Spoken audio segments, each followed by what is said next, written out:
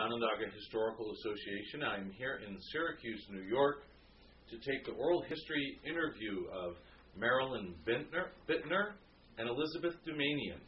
That's March 20th, 2013. So,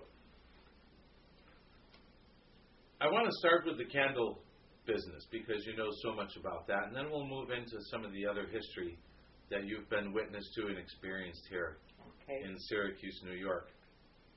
Now, it's pretty much acknowledged that the candle business in Syracuse sort of started with the Wills back in 1855 or so, Anton and Rosina Will. Then the next big candle maker that came into town, started in business, was Balmer in about 1871. And you're direct descendants of Mr. Balmer. He's our great-grandfather. And his name was? Francis Balmer. But he didn't start here in the candle industry. He started here at the Assumption Church, which was a wooden structure. He and his family lived in the basement of the wooden structure, and he was the organist and the sexton and the teacher. He came from Bavaria, came from direct here from Buffalo, right? Well, he came from Bavaria to Buffalo, and then came to Syracuse to take over the Assumption Church. And it was a mission church. It was not, they didn't have a congregation, priest or anything there. They did have a congregation. And it was all German. I believe that all the lessons were taught in German because my father, who went to the Assumption School, says he started out in his early education in German. And your father's name? Norbert Muench. So, Francis Balmer was your great-grandfather. Can you tell us the lineage then from Francis Balmer down to your father, Norbert Muench? Yes. Francis Balmer's daughter, Elizabeth. And I thought it was funny because I came across the wedding invitation to her wedding, and it said, our daughter Lizzie, instead of Elizabeth. And I thought that was sort of interesting. Well, that's what they called Grandma, was Lizzie. Yeah. And she married William Muench, and they lived over the pharmacy on North Salina Street. And she had, 7 sons, Ted? Well, I don't know. I'd have to count them. Yeah. And 1 daughter. Yeah, I think that's Can you imagine that? So that was Elizabeth Balmer. Yes. And William Muench. Yes. Yeah. Your grandparents. Yes. And then one of their sons. Norbert is the second 2 of their youngest. sons, Norbert and Alexis Muench, started at Willem Balmer, working for the Willem Balmer Company. I have the dates, but I don't remember them. They're written down. And they decided that they wanted to spin off of Willem Balmer. So I want to go back a little bit. Yeah. So William Muench, who married Elizabeth Balmer. Yeah. And 2 of their sons. Yes, well, Norbert. Actually, three ended up in the. But 2 of them started, Norbert and Alexis. Now, where did Melchior Bossinger come in? Was he a partner of theirs? No. No? I've heard that name. but I don't remember exactly where that would. Bossinger, I believe, had something to do with our grandfather, With William Francis. Muench. Oh, with William? I think William Muench was Bossinger's nephew. Yeah. All right, that's it. Yeah, that's it. And so Bossinger he didn't have anything to do with the candle company. didn't have anything to do with the candle company. Okay. All right. He didn't work for Balmer either, or you don't? No, you know? no, he did not. I don't think so. Wow. Okay. All right. So then take me through Muench. The two Muenches, Balmer and.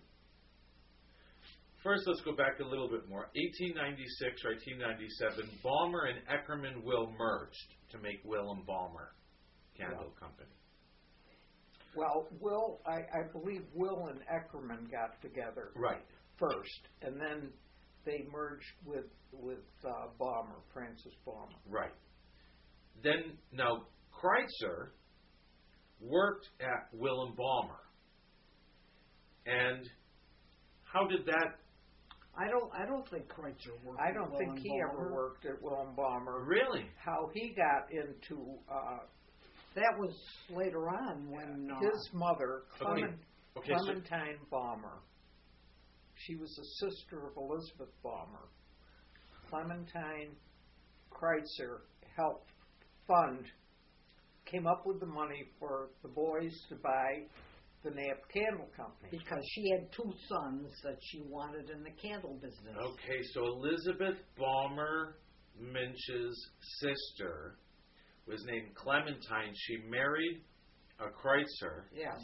And Elizabeth and Clementine were the two ladies who funded the start. Yes. Uncle Tom was dead. The Kreitzers came from Baltimore. So Clementine married Tom Kreitzer. Yes, or yeah, I believe so. Yeah, and he was from Baltimore, and he was dead at the time that Muench Kreitzer was started. Okay, so go back to when Muench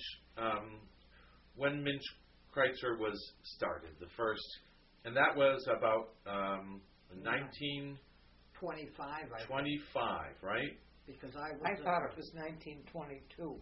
I don't know. I think it was 1922. Do you? I'm not sure. Because I saw that in the notes that we have.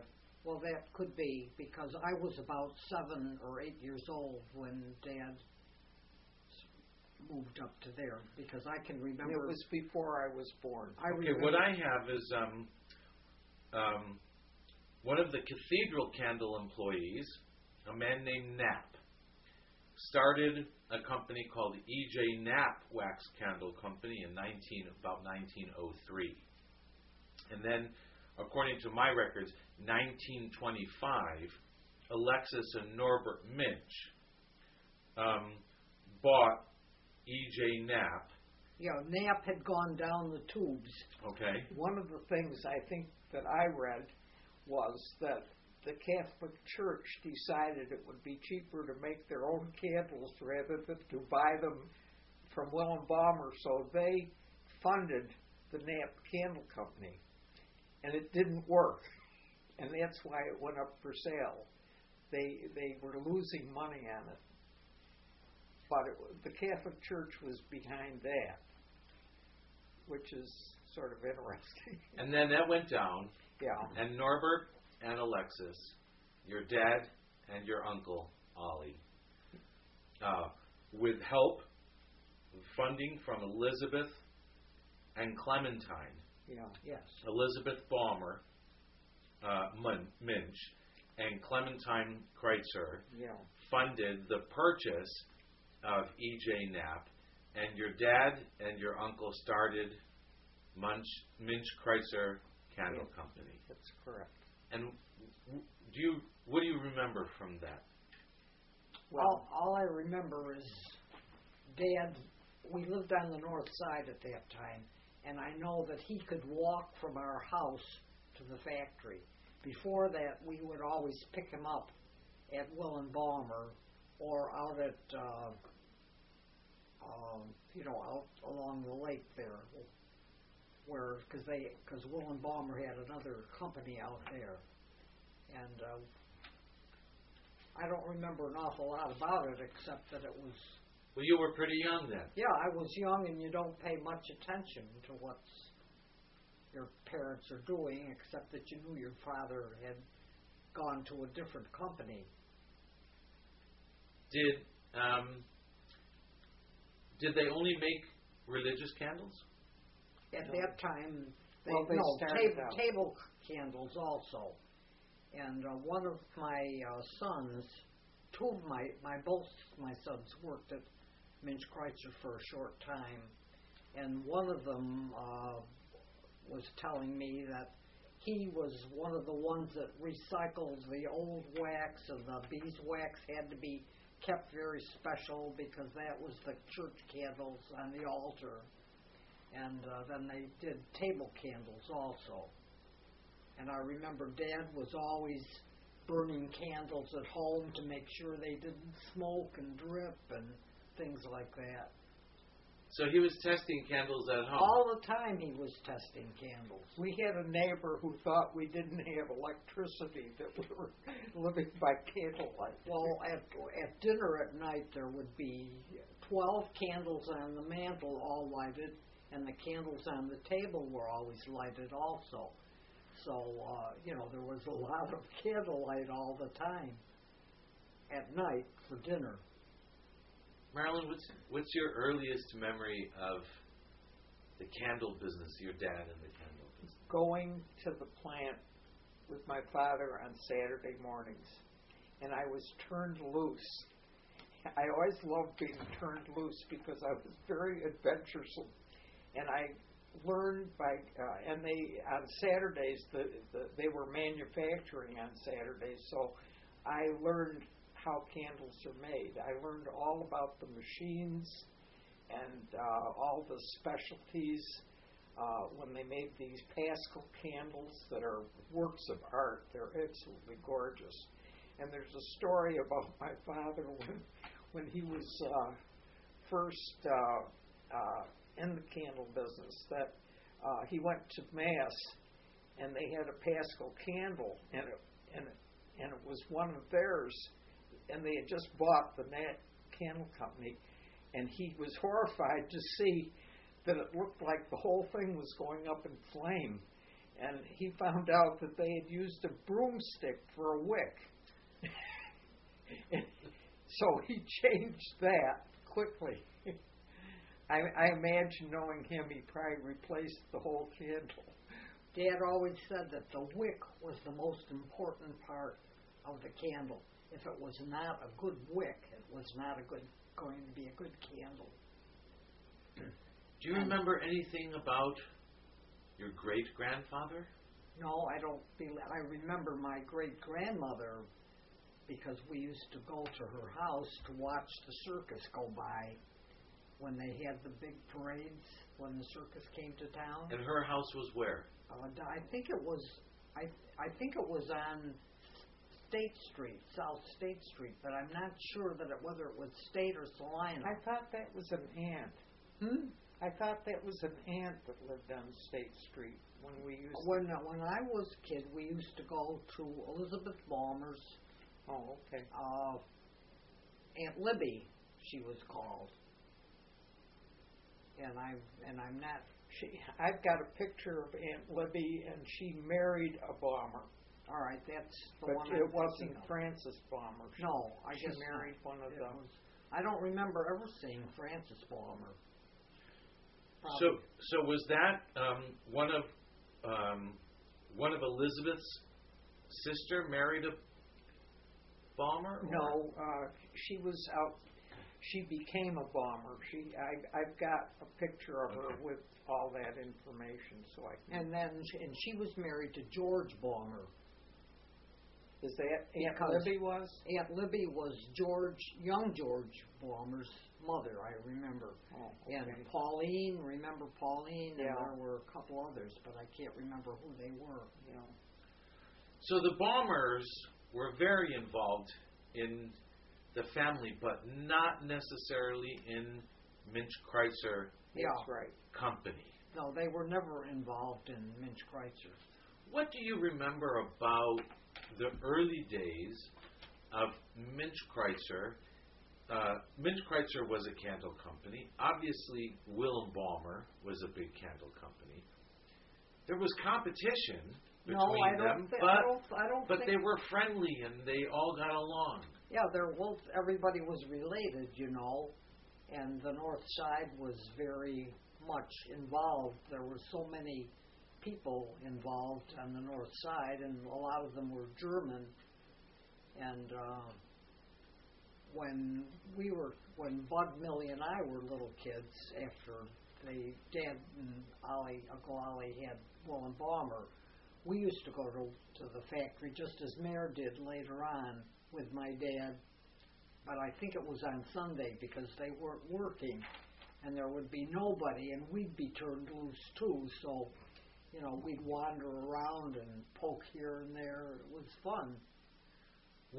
Did you ever work in the candle business there? No, I never did. Well, Tibby, didn't you take a summer job one time? No, I never worked there.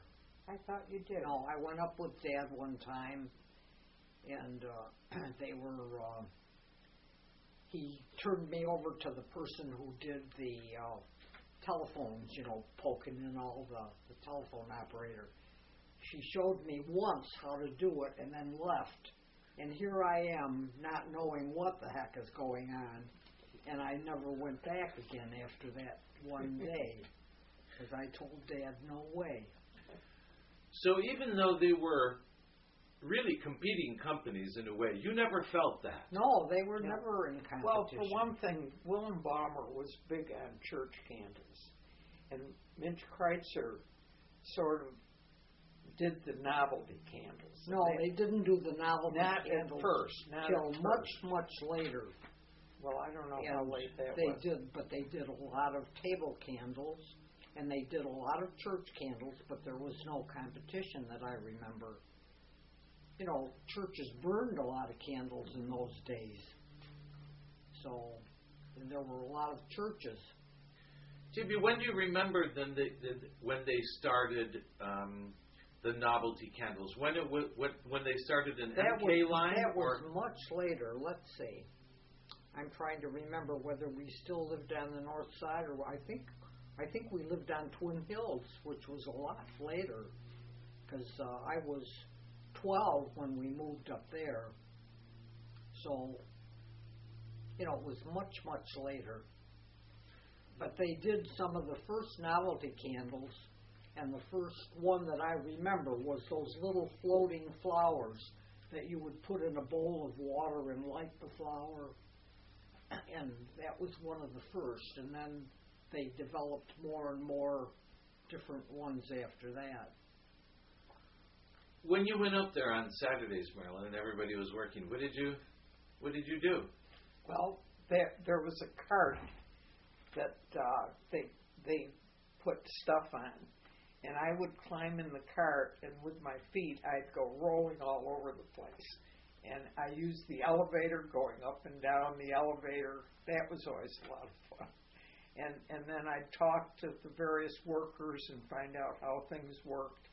And I remember I was fascinated by the dipping of the candles into this big vat, and there was a wheel that went around, and all the wicks were hanging, and they'd dip, and they'd move, and they'd dip, and they'd move, and that would just keep going. And those were called hand-dipped candles. And they did, because the machines were all run by hand. Yeah, well, that's true. They were.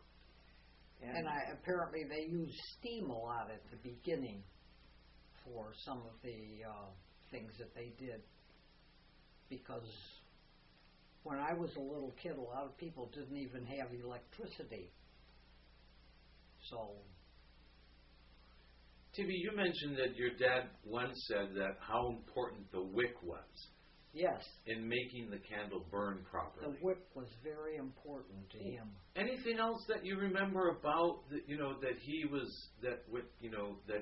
say about the candles? What was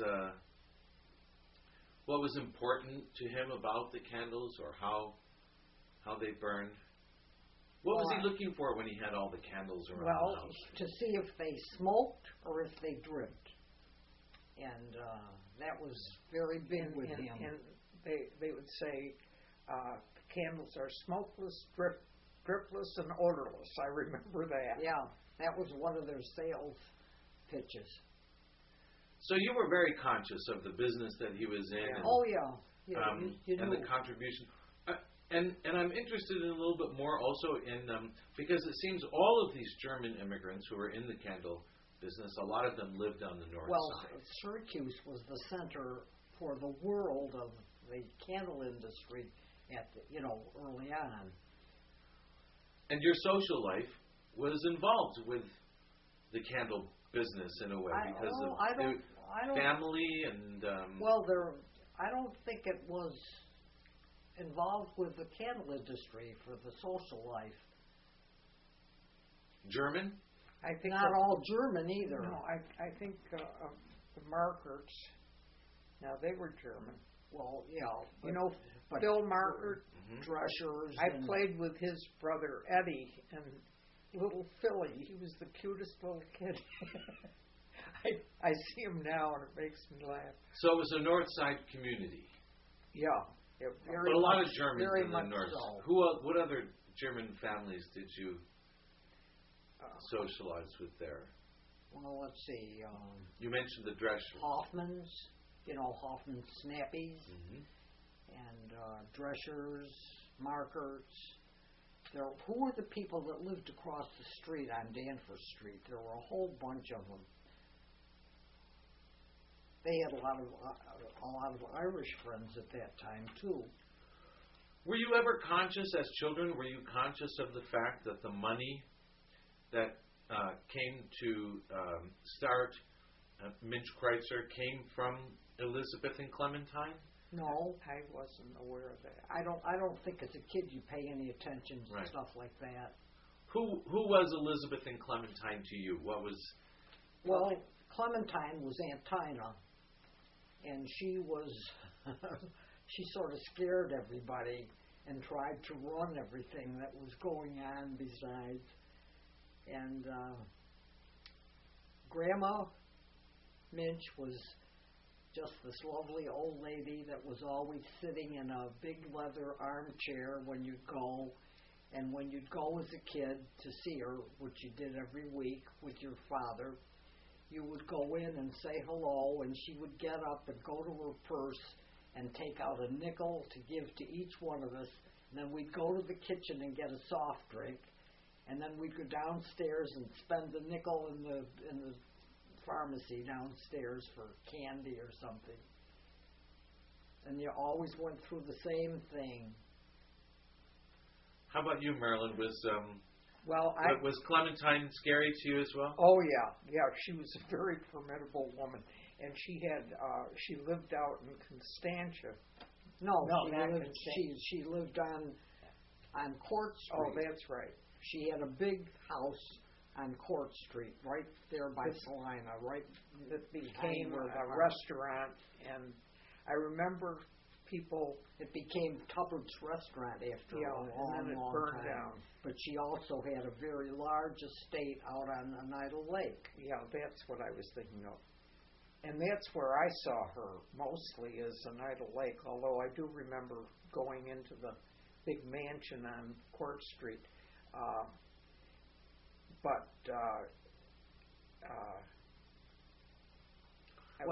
So where did Clementine get all the money? From her husband, who was a successful something. You don't remember what he did? I think he sold something to the candle company, but I can't remember what it was. And Uncle Tom died when I was maybe 10 years old, because I remember I didn't want to go to the wake, and I didn't go. But I do remember that, and I don't even remember him. And Elizabeth had some money too from the Baumers, or and I was going to tell you that Aunt Tina. There was a story about Aunt Tina on Easter Sunday walking down Salina Street in her finery to church because she wasn't that far from Assumption Church. And I always had this vision of this very dignified woman. Why would she be walking, Aunt Tina? Because she Grandma was showing off her.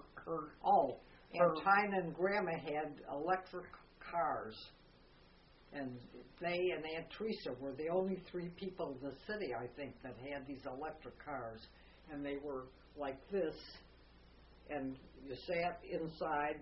If you were going this way, you sat on this side, and there was some sort of a rod and I rode in it a couple times, and if you were going that way, you sat on this side and moved the handle over there and went in that direction. Who drove?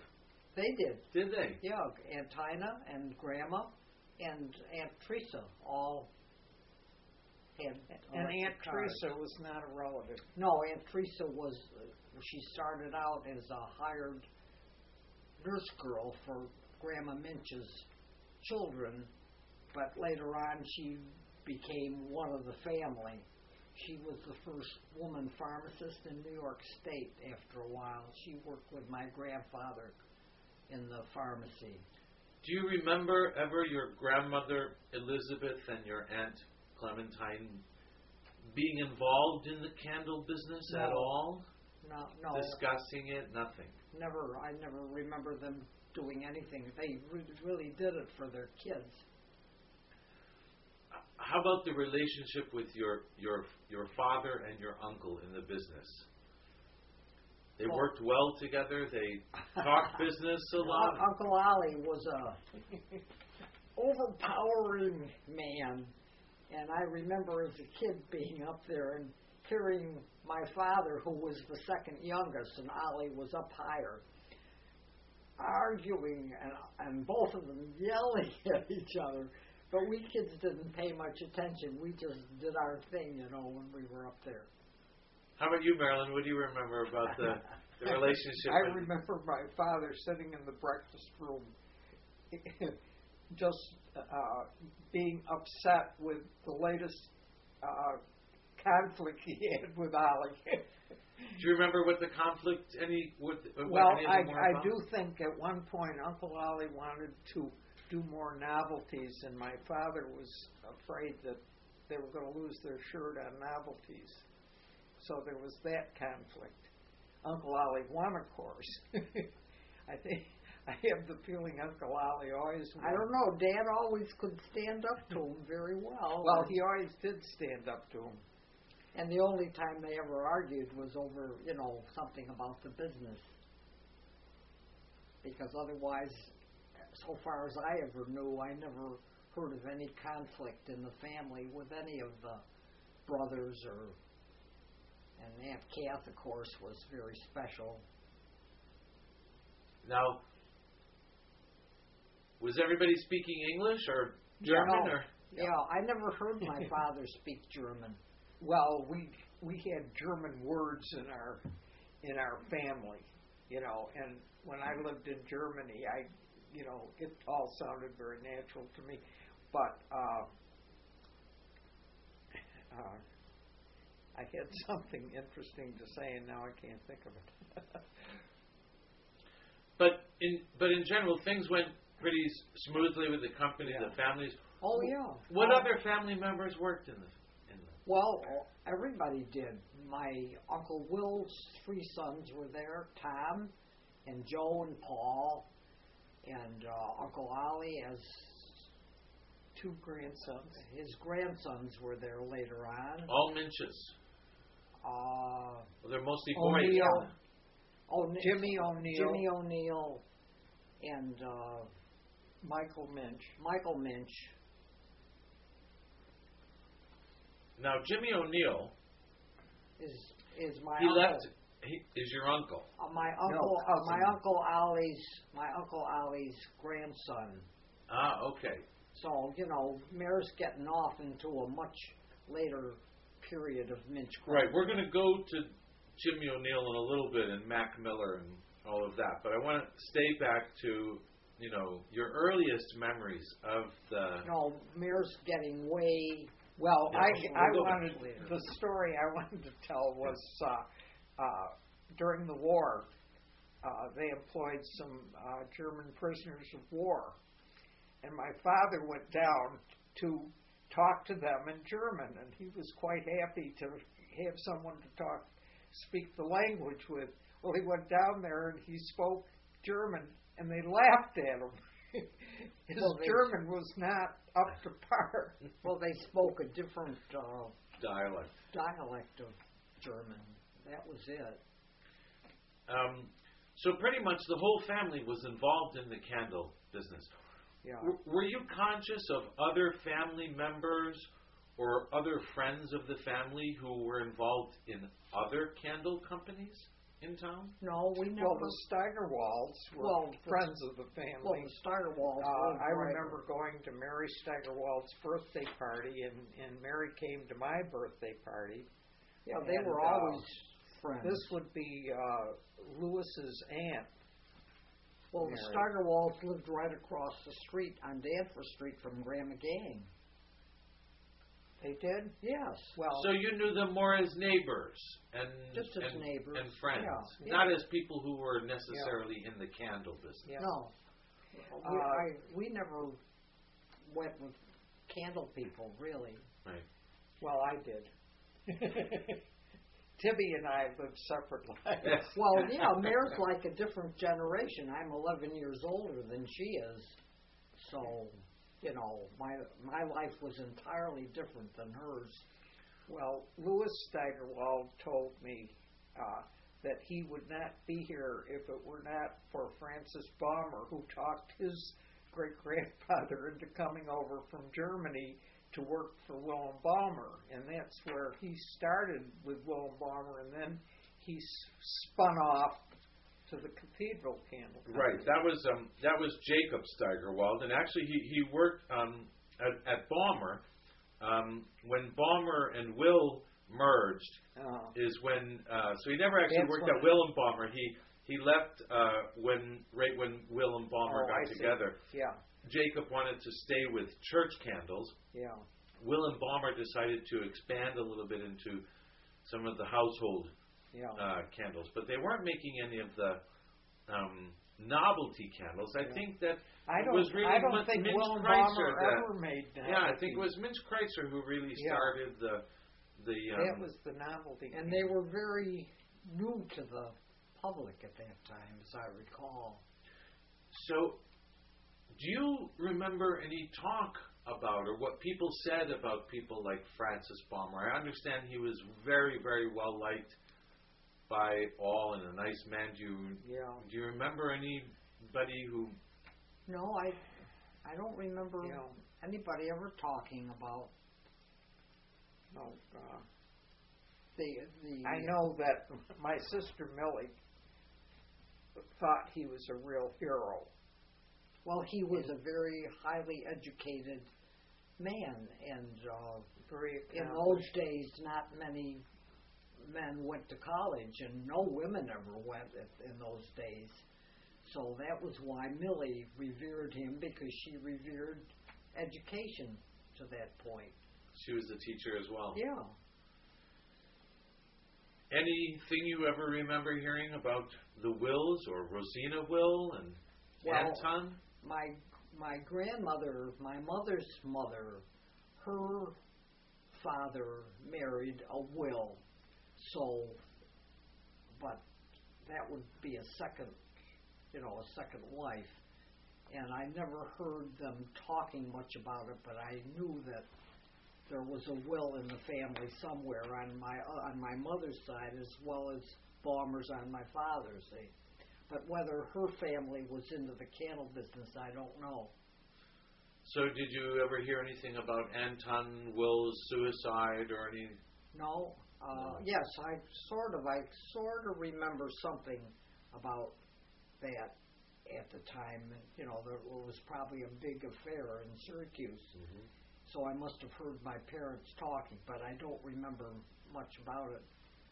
I don't even know how old I might have been. What year was that? I can't remember. It was probably somewhere in the late 1850s, early 1860s. Yeah, I think there were 2 suicides in that family, weren't there? Something like, I can sort of remember some sort of a thing, but if you hadn't mentioned it, I'd never thought of it again. So Muench Chrysler started with the church candles, and Yes. then did a lot of table candles. Yeah, they did a lot of table candles because, as I said, they were used a lot by people. And then Alexis pushed for the novelty candles. Uncle Ollie met a woman who was the designer, and I can remember that he was very taken by this person's designs and stuff, and maybe by the woman. I'm not sure. That could well be. And because I remember some talk about this woman that was designing the candles, but I don't remember an awful lot of, parents were very careful what they let you hear. So, do you remember when they started, MK, when they started making the novelty candles? Because no, but, I'm trying to remember how old I might have been. I must have been at least probably 13, 14. Because they would be things that children would like, because they're, but you didn't really pay very much attention. You were so used to seeing candles burning and stuff that, it was just part of your life. I don't remember ever seeing the novelty candles burning in the house. Yes. Mother, the first thing that I remember is that green bowl that Mother had. Oh, yeah. With the floating candles. Yeah, now I remember that, yeah. And, do you remember anything else? No, but the other candles were, came along later than that. But that was up on Twin Hills, so I had to be, 13, 14 years old, I'd say. And those were the first ones I remember. So now, any of you go into the candle? Your brother? You had one? No, my brother did not go into the candle industry. When my Uncle Ollie died, my brother helped. My father was semi-retired at the time, and he had to go back full-time as president. Who was running the company at the time Uncle Ollie died? Uncle Ollie was running it, and he died. And then my father had to come out of semi-retirement. He wasn't semi-retired. He was there all the time at that time. Well, that's my memory is different than yours. If Uncle Ollie was still running the candle company, you can be sure that Dad would have been there too. Well, at any rate, we disagree on that point.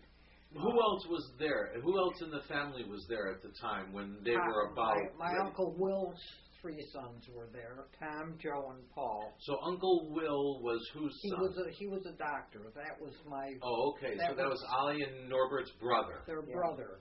And his 3 sons. His 3 sons were there. And later on, more...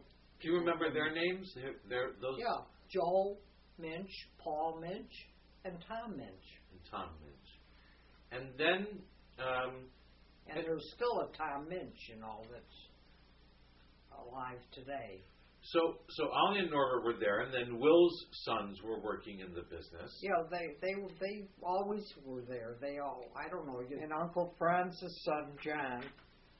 Yeah, came, but that was out later. in Chicago. Okay, and then Ollie passed away. Uncle Ollie passed away. He didn't die till he was like 84.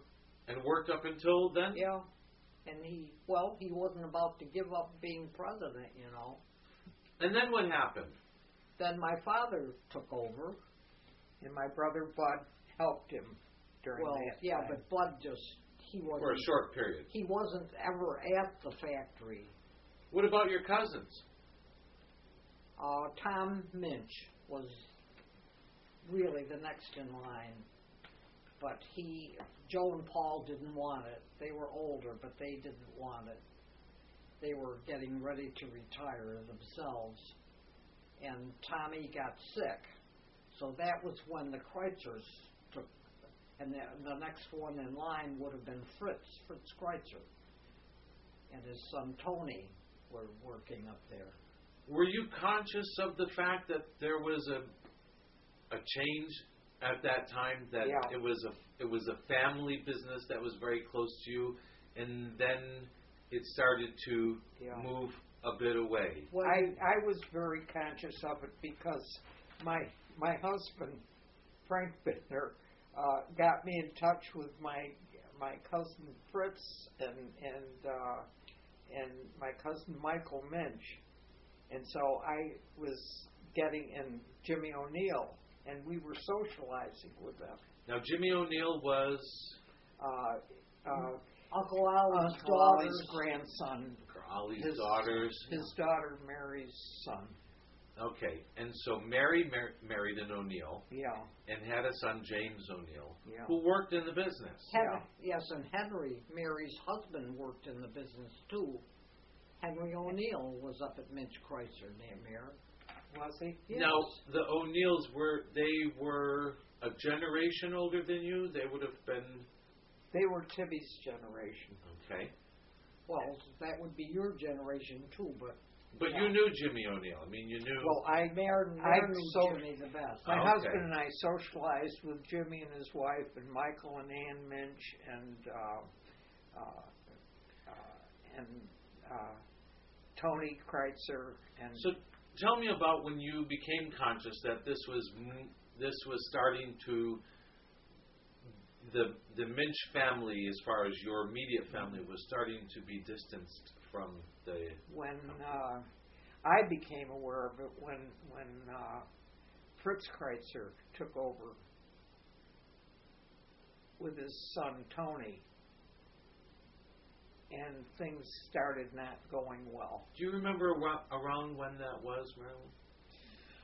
Well, it was when my kids were in their early 20s, because Bruce worked up there when Fritz took over. So roughly what year was that, Tibby? Well, Bruce would have been 22. God, I'm terrible on dates. Let's see. He was born in, what, 47? I don't know. 47? 46? No, later. I was a freshman in college. 49 or 50, I think. One of them was born in 1950. Well, so this is in the 70s, somewhere around 1970 is when Fritz started taking over, and you realized that things weren't going so well. When did Jimmy O'Neill leave? Because then at some point James O'Neill left Muench Kreitzer. Well, and he started became president when they sold off the company. Whoever bought it. Rustcraft bought the company. Right. And Jimmy, they made Jimmy president.